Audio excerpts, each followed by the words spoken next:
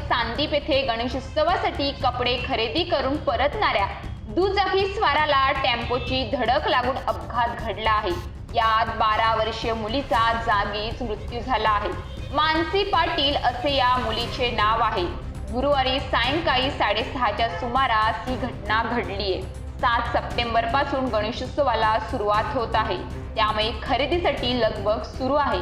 मांडवी येथे राहणारे धनंजय पाटील आपल्या दुचाकीवरून दोन्ही मुलांना घेऊन उसगाव येथे कपडे खरेदीसाठी गेले होते। खरेदी करून घरी परतत असताना सांदीप जवळ पोहोचताच भरधाव वेगानं येणाऱ्या आयशर टेम्पोने दुचाकीला धडक दिल्याने अपघात घडला।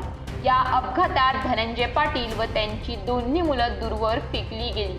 त्यामुळे मुलगी मानसी पाटील हिच्या डोक्यावरून गाडीचे चाक गेल्याने तिचा जागीच मृत्यू झाला।